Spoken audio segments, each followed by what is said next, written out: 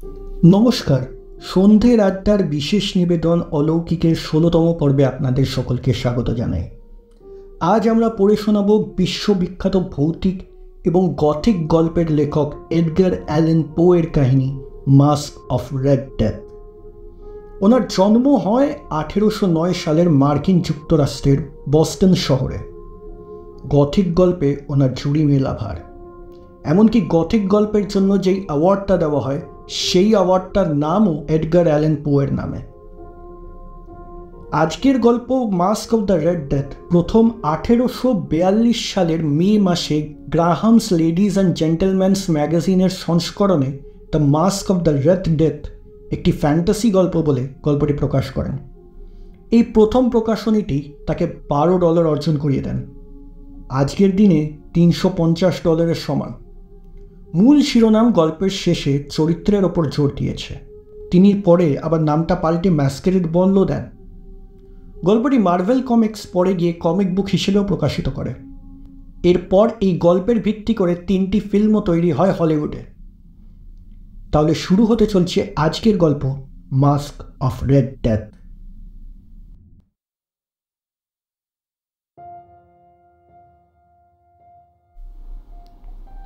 এই সেই সময় যখন সারা দেশ জুড়ে রক্তের হোলি খেলায় মৃত্যুর পরোয়ানা জারি করা হচ্ছিল। দেশটা তখন ধ্বংসের পথে এগিয়ে চলেছে। দেশের এই প্রান্ত থেকে অপর প্রান্তে ধ্বংসের ব্যাধি ছড়িয়ে পড়ছে একটু একটু করে। রক্তে রাঙা মৃত্যুটাও তো এক ধরনের ব্যাধিই বটে। এমনই এক সর্বনাশা ব্যাধি যার আক্রমণের রক্তের বন্যা বয়ে চলে সারা দেশ জুড়ে। প্রথমে সারা দেহে একটা তীব্র বেদনা, তারপর মাথা ঘোরা, আর সব থেকে ভয়ঙ্কর ব্যাপার হলো দেহের প্রতিটা লোমকূপ থেকে অতিরিক্ত রক্তক্ষরণ। সারা শরীরটা তখন রক্তস্নাত। আর একটা বিভৎস ব্যাপার হলো এ রোগে আক্রান্ত রোগীকে চিকিৎসার কোনো সুযোগই দেওয়া হয় না। এমনকি দেওয়া হয় না তার পরিচিত আত্মীয় স্বজনকে সহানুভূতি জানানো। সেই মারাত্মক রোগের প্রকোপের কথা যাতে প্রকাশ করতে না পারে তার জন্য মুখে টেপ দিয়ে এঁটে দেওয়া হয়। রোগী নয় সে, তখন যেন কোনো এক অদৃশ্য শক্তির শিকার বনে যায়। শিকারীর শিকার ধরে তাকে শেষ করতে সময় লাগে মাত্র ৮ ঘন্টা। এই ৮ ঘন্টা সময়ের মধ্যে এমনভাবেই এই নিষ্ঠুর ঘটনাটা ঘটে যায় যার মধ্যে কোনো খোঁজ থাকে না, কিংবা বলা যেতে পারে যেন এক সুপরিকল্পিত হত্যাকাণ্ড। এই রক্তাক্ত হোলি খেলায় দেখা যায় রাজকুমার প্রসপেরোর রাজ্যের লোকসংখ্যা প্রায় অর্ধেক হয়ে গেছে। রাজকুমার প্রসপেরোর জীবনে সুখের অন্ত ছিল না, আর সবসময় তিনি আনন্দে মশগুল থাকতেন। তার চরিত্রের আর একটা উল্লেখযোগ্য দিক হলো তার অপরিসীম সাহসিকতা ও বিচক্ষণতা। এহেন সুখী ও বিচক্ষণ মানুষের জীবনে হঠাৎ সেই রাক্ষসের রোগটা অশান্তির কারণ হয়ে উঠল। তিনি দেখলেন তার রাজ্যের লোকসংখ্যা এভাবে হ্রাস পেতে থাকলে একদিন সব নিঃশেষ হয়ে যাবে। তখন তিনি এই রোগের হাত থেকে অবশিষ্ট মানুষের প্রাণ রক্ষার জন্য তার দরবারের ১০০০ খানেক যোদ্ধা আর অভিজাত মহিলাদের নিজের সান্নিধ্যে ডেকে পাঠালেন। তার সেই আহ্বানে তারা তার কাছে এসে হাজির হলে তিনি তখন নিজের তৈরি একটা নির্জন দুর্গের মধ্যে তাদের থাকবার ব্যবস্থা করলেন। সে এক বিচিত্র ধরনের দুর্গ। রাজকুমার প্রসপেরোর নিজস্ব চিন্তাধারা, অভিজাত্যের এক অদ্ভুত পরিচয় পাওয়া যায় সেখানে।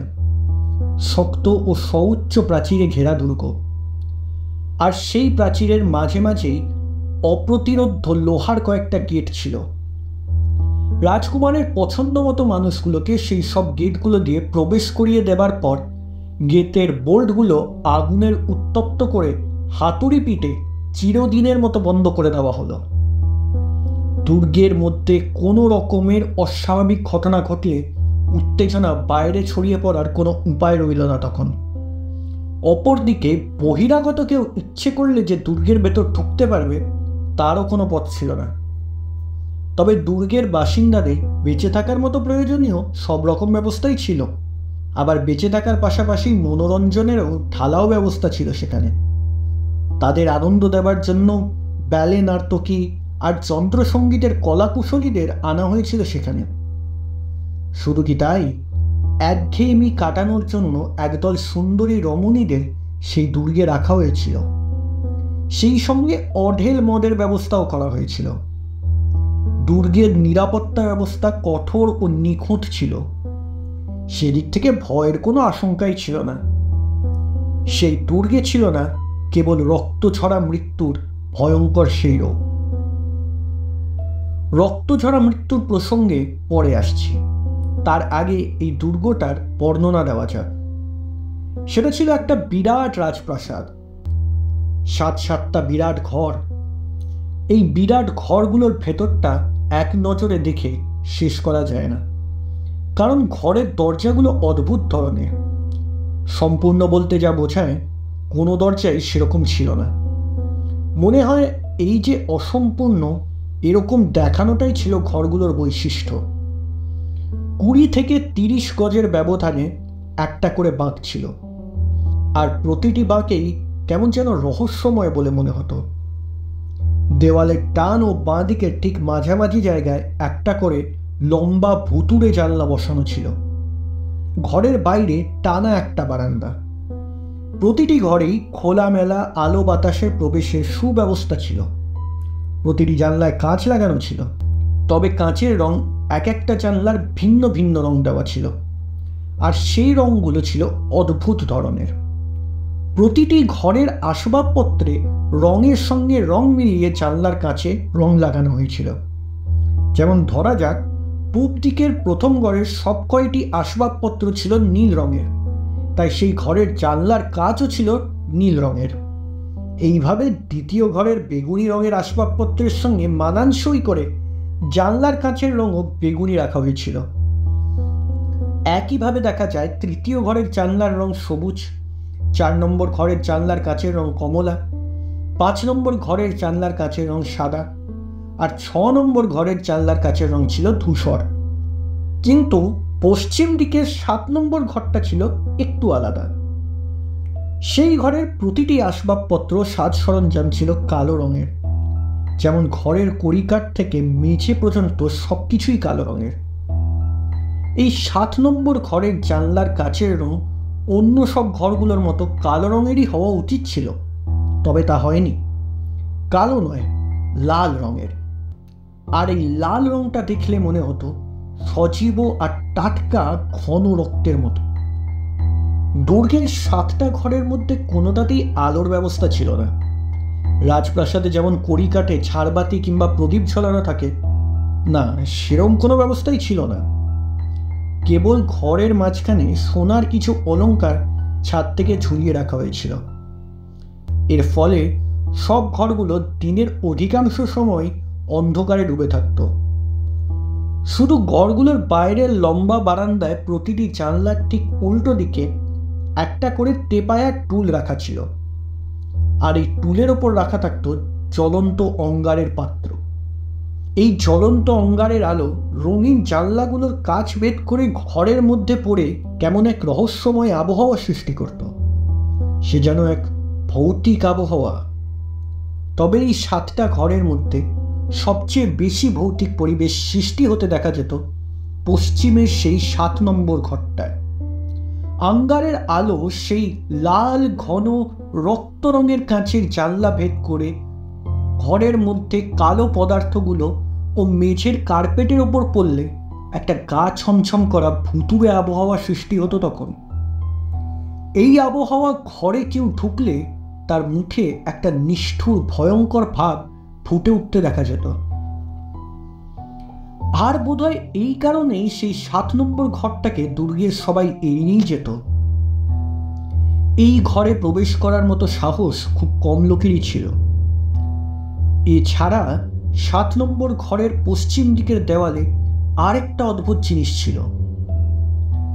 সেটা হলো বিরাট এক আবলুস কাঠের ঘড়ি। এই ঘড়ির পেন্ডুলামটা ছিল বিচ্ছিরি। এক টানা অসহ্য শব্দ করে দুলতে থাকতো সেটা। মিনিটের কাঁটাটা এক এক করে সব ঘরগুলো টপকে যখন 1 ঘন্টা পূর্ণ হতো, তখনই ঘড়িটার পিতলের হৃৎপিণ্ড ফুঁড়ে বুক কাঁপানো একটা ভয়ঙ্কর শব্দ বেরিয়ে আসতো। শব্দটা ছিল স্পষ্ট, জোরালো এবং গম্ভীর। এই অদ্ভুত শব্দের মধ্যে কেমন একটা সম্মোহনীয় ক্ষমতা ছিল, মানুষকে তন্ময় করে তুলতে পারত।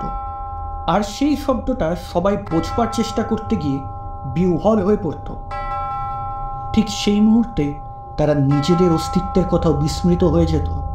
শব্দটা একটু একটু করে মিলিয়ে গেলে সবার তখন আবার আগের মতো সহজ ও স্বাভাবিক হয়ে উঠত।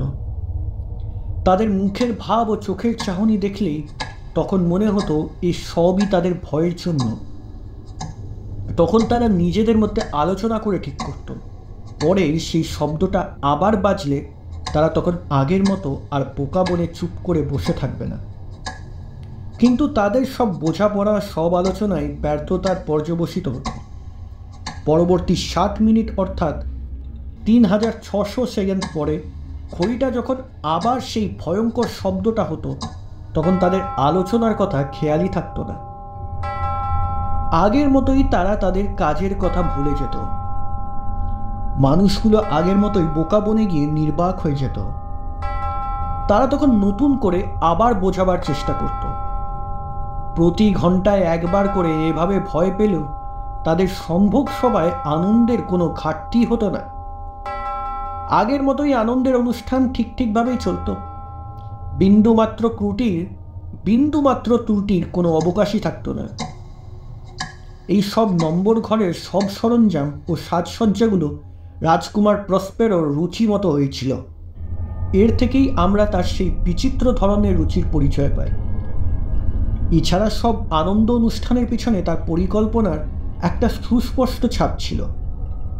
সব কিছু মিলিয়ে কেবল একটাই পরিবেশ স্পষ্ট হয়ে উঠত, গতিময় ও ভুতুড়ে আবহাওয়ার। মনে হয় সুরেলা কোনো দৃশ্য দেখার পর রাজকুমারের মাথায় এমন সব বিচিত্র ধরনের পরিকল্পনা এসে থাকবে, আর এখানকার মানুষগুলোর সব কিছু দেখে শুনে মনে হয় তাদের কোনো কিছুই সুস্থ লক্ষণের পরিচয় নয়। সব কেমন এলোমেলো, শিথিল, অগোছালো। নিখুঁত ও কঠোর নিরাপত্তার ব্যবস্থা থাকার দরুন সেই নির্জন দুর্গের মধ্যে সবাই বেশ আনন্দের মধ্যে দিন কাটাচ্ছিল নিরুপদ্রবে। এভাবে প্রায় 6 মাস কেটে যায়। বিপদের কোনো চিহ্ন ছিল না সেই দুর্গে। কিন্তু 6 মাস শেষ হবার আগেই হঠাৎ সেই অভিশপ্ত ব্যাধি শুরু হয়ে গেল সেখানে। সেই ভয়ঙ্কর দিনটিতে রাজকুমার প্রসপেরো তার 1000 খানেক শ্রমিকদের সঙ্গে নাচ গানের আসর জাঁকিয়ে বসেছিলেন। আনন্দ আর উচ্ছ্বাস মেতে উঠেছিল। সব ঘরগুলোয় একটা ভয়াবহ পরিবেশ সৃষ্টি হয়। রক্তচোষার দল ঘুরে বেড়াচ্ছে সর্বত্র। মনে হলো বিভিন্ন ঘরের রঙগুলো তারা চুষে নিচ্ছে। আচমকা আবলুস কাঠের সেই ঘড়িটার শব্দ ধ্বনিত হতে থাকে। সঙ্গে সঙ্গে সমস্ত বাদ্যযন্ত্র স্তব্ধ হয়ে যায়। চারপাশে এক অদ্ভুত নীরবতা নেমে এলো সেখানে। সবাই তখন স্তব্ধ, হতবাক, নিশ্চল। আর শব্দটা ধীরে ধীরে মিলিয়ে যেতেই সবাই আবার নড়ে চড়ে ওঠে। বাদ্যযন্ত্রগুলো আবার বেজে ওঠে। সবার মুখ থেকে ভয়ার্ত ছাপটা সরে নিয়ে আবার হাসিতে ঝলমল হয়ে ওঠে। গল্প ও হাসি ঠাট্টায় মুখর হয়ে ওঠে। তারপরেই সবাই সব ভুলে আনন্দে উল্লাসে ফেটে পড়ে। তেপায়া তুলে রাখা সেই জ্বলন্ত অঙ্গারে আলোগুলো ভিন্ন ভিন্ন ঘরের রঙিন কাচের জানলাগুলো ভেদ করে এক একটা ঘর নানান রঙে রঙায়িত হতে থাকে। ঘরের আবহাওয়া বদলাতে থাকে। তবে অন্য সব ঘরগুলোকে ছাপিয়ে যায় ওই 7 নম্বর ঘরটা। একটা ভয়ঙ্কর রূপ ধারণ করে ওঠে তখন। ওদিকে উৎসবের রাত ক্রমশ গভীর থেকে গভীরতর হতে থাকে। জানলার লাল কাচ ভেদ করে রক্ত লাল আলো 7 নম্বর ঘরের চালে রঙের সাজ সরঞ্জামের ওপর লুটোপুটি খেতে থাকে। আর ঠিক তখনই একটা অদ্ভুত ধরনের মূর্তি 7 নম্বর ঘরের কালো কার্পেটের ওপর পা রাখল। তার দেহটা লাল আলোয় আগুনের মতো জ্বলজ্বল করতে থাকে। আর ঠিক সেই সময় আবলুস কাঠের ঘড়ি থেকে একটা সুরেলা ছন্দ ধ্বনিত হতে থাকে। অন্য সব ঘরের লোকেরা সেই শব্দ শুনতে পেলেও 7 নম্বর ঘরে কিন্তু শব্দটা পৌঁছয় না। আর 7 নম্বর ঘর ছাড়া বাকি ঘরগুলোতে লোকের ভিড় টিকটিক করতে থাকে। প্রতিদিন প্রতি ঘন্টায় আবলুস কাঠের ঘড়ির শব্দের সঙ্গে সঙ্গে ওদের সেই নাচ গান হাসি ঠাট্টা কলরব সব স্তব্ধ হয়ে যায়। সেই শব্দটা আজ আবার শুরু হতেই অন্য দিনের মতো আজও সব থেমে গেল, নীরব হয়ে গেল সবাই। মানুষগুলোর মধ্যে নেমে এলো একটা বিহ্বলতা, একটা বিমূঢ়তা, একটা স্তব্ধতা। তারপর ঘড়ির শব্দটা যখন ধীরে ধীরে মিলিয়ে যায়, ঠিক তখনই মানুষের ভিড় ছাপিয়ে অনেকেরই চোখে পড়ে একজন মুখোশধারীর অস্তিত্বে। এক মুহূর্ত আগেও তার অস্তিত্ব অনুভব করেনি কেউ। এর ফলে সেই বিচিত্র ধরনের লোকটার উপস্থিতি নিয়ে নিচু গলায় তারা নিজেদের মধ্যে আলোচনা করতে থাকে। প্রত্যেকের চোখেই গভীর বিস্ময়, একটা চাপা আতঙ্ক, একটা চাপা উত্তেজনা আর ভয়ে সবাই তখন মরিয়া হয়ে উঠেছিল। অদৃশ্য আকৃতি, বিভৎস চেহারার দৈত্যের মতো আপাদমস্তক রহস্যের শিহরিত মুখটা তার ঢাকা মুখোশের আড়ালে, রক্তে রাঙা লাল পোশাক তার পরনে, দেহের রক্ত হিম করা চেহারা। সেই সময়ে রাজকুমার প্রসপেরো প্রথম দেখল ভুতুড়ে ছায়ামূর্তিটাকে। তিনি তখন মুখোশের আড়ালে সেই অদৃশ্য মানুষটার উদ্দেশ্যে চেঁচিয়ে উঠলেন, এত স্পর্ধা তোমার! মুখোশধারী লোকটা তখনও লোকের ভিড়ে দাঁড়িয়ে থাকে। আর সেই সাহস দেখে খেপে ওঠেন রাজকুমার। তিনি আবার তীক্ষ্ণ স্বরে বলে উঠলেন, ওর সমস্ত কম নয়, উপহাস অপমান করা হচ্ছে আমাদের। ওকে তোমরা সবাই মিলে পাকড়াও করো, খুলে নাও মুখোশটা ওর মুখ থেকে, তাহলেই আমরা জানতে পারবো আজ রাত ভোর হতে না হতে আগামীকাল ওর গলাতেই আমরা ফাঁসির দড়ি ঝোলাবো। দিকে নীল ঘরটায় দাঁড়িয়ে কথাগুলো বললেন রাজকুমার প্রসপেরো। আর সেখান থেকেই ঘটনার প্রথম মোড় দেয়। ওর হাতের ইশারায় সমস্ত বাজনা বন্ধ হয়ে গেল। রাজকুমার তার বিশ্বস্ত লোকজনদের নিয়ে তেমনই ঘরের মধ্যে স্থির হয়ে দাঁড়িয়ে রইল। দলের লোকেরা রাজকুমারের নির্দেশে সেই মুখোশধারী লোকটাকে ধরবার জন্য এগিয়ে গেল। কিন্তু দৈত্যটা লক্ষ্যই করল না সেদিকে। সে তখন আপন খেয়ালে এগিয়ে যেতে থাকে রাজকুমারকে ধরবার জন্য। একটা অজানা আতঙ্কে সবাই থমকে দাঁড়িয়ে পড়ল। কেউ যে এগিয়ে গিয়ে দৈত্যটাকে বাধা দেবে সেরকম সাহস ছিল না কারণ। দৈত্যটা গুটি গুটি পায় অতি নির্ভয় রাজকুমার প্রসপেরোর খুব কাছে গিয়ে দাঁড়াল। তাদের মধ্যে দূরত্বের ব্যবধান মাত্র গজখানেক হবে তখন। এবার মুখোশধারী লোকটা ঘরের মাঝখান দিয়ে হেঁটে একেবারে শেষ প্রান্তে দেওয়ালের কাছে গিয়ে দাঁড়ালো। কেউ তাকে বাধা দিতে পারল না। সে তেমন নিজের খেয়ালে পথ করে নিল। তার প্রতিটি পদক্ষেপ মাপা এবং জোরালো। মুখোশধারী দৈত্যটা প্রথমে নীল রঙের ঘর থেকে ছুটে গেল বেগুনি রঙের ঘরে, সেখান থেকে সবুজ রঙের ঘরে, তারপর সে যায় কমলা রঙের ঘরে। কমলা রঙের ঘরে প্রবেশ করে তার রূপ আরও ভয়ঙ্কর হয়ে উঠল। রাজকুমার প্রসপেরো তখন একদিকে রেগে চলতে থাকেন, অন্যদিকে আবার ভয়ে বুঝিবা একটু কুকড়েও চান। দুটো জিনিসই তার মনে কাজ করতে থাকে তখন। কিন্তু ভেতরে ভেতরে তিনি খেপে ওঠেন। আবার সঙ্গে সঙ্গে ভীত সন্ত্রস্ত হওয়ার লজ্জা আর অপমানে রাজকুমার প্রসপেরো যেন কিছু একটা করার জন্য মরিয়া হয়ে উঠলেন। তিনি তখন নিজেই সেই দৈত্যটার পেছনে ছুটতে শুরু করলেন। আশ্চর্য, তার কোনো সঙ্গী তার সাহায্যের জন্য এগিয়ে গেল না। রাজকুমার তখন দৈত্যটাকে ধরবার জন্য একটার পর একটা ঘরে প্রবেশ করতে থাকেন। তার হাতে অস্ত্র বলতে একটা ধারালো ছুরি। তার তীক্ষ্ণ ফলাটা ঝলসে ওঠে প্রতিহিংসায়, অপমান আর ক্রোধের নেশায়। শেষ পর্যন্ত 7 নম্বর ঘরে এসে দৈত্যটার মুখোমুখি দাঁড়ালেন রাজকুমার প্রসপেরো। রক্তলাল আলোয় ঘরের মধ্যে একটা ভুতুড়ে আবহাওয়া বিরাজ করছিল। একটু পরেই সেই অভিশপ্ত 7 নম্বর ঘর থেকে একটা বুক ফাটা আর্তনাদ সারা জায়গা জুড়ে ছড়িয়ে পড়ল। রাজকুমারের দলের লোকেদের বুক কেঁপে উঠল একটা অশুভ আশঙ্কায়। সেই ধারালো ছুরিটা রাজকুমারের হাত থেকে কার্পেটের ওপর ছিটকে পড়েছে, আর রাজকুমার প্রসপেরোর প্রাণহীন দেহটা কার্পেটের ওপর আছড়ে পড়েছে। তারপর দ্রুত পথ পরিবর্তন হতে দেখা গেল। ঘটনাগুলো খুবই তাড়াতাড়ি ঘটে গেল। সবাই তখন ভয়ে, আতঙ্কে বিহ্বল। ব্যাপারটা তখন তাদের সব ক্ষমতার বাইরে চলে গিয়েছিল। হঠাৎ মৃত্যু পথযাত্রী রাজকুমারের আর্তচিৎকার শুনে সবাই বাস্তবে ফিরে এসেছিল। সবাই তখন সাহস সঞ্চয় করে ছুটে গিয়েছিল সেই অভিশপ্ত 7 নম্বর ঘরের ভেতরে। ঘরে ঢোকা মাত্র তারা সবাই একসঙ্গে দেখল সেই ভয়ঙ্কর দৃশ্যটা। ওরা তখন আতঙ্কে শিউরে উঠল। কারো মুখে কোনো কথা নেই, মুখের ভাষা হারিয়ে ফেলেছে তখন তারা। বিস্ময় আর আতঙ্কে ভরা চোখে তারা সবাই দেখল সামনে সেই আবলুস কাঠের ঘড়িটার পেছনে দাঁড়িয়ে রয়েছে সেই মৃত্যুদূতের মতো দেখতে দীর্ঘদেহী অতিকায় বিরাট মুখোশধারী দৈত্যটা, নিশ্চল অকম্পিত। দেখে মনে হবে লোকটা যেন পাথরের খোদাই করা একটা মূর্তির স্থির হয়ে দাঁড়িয়ে রয়েছে। দৈত্যটা যেন এইমাত্র কবর থেকে উঠে এসেছিল। সেই ভয়ঙ্কর স্থির মূর্তিটার দিকে তাকিয়ে সবাই তখন যে যার মৃত্যু ভয় আতঙ্কিত হয়ে পড়ে। তাদের কণ্ঠস্বর রুদ্ধ হয়ে আসে।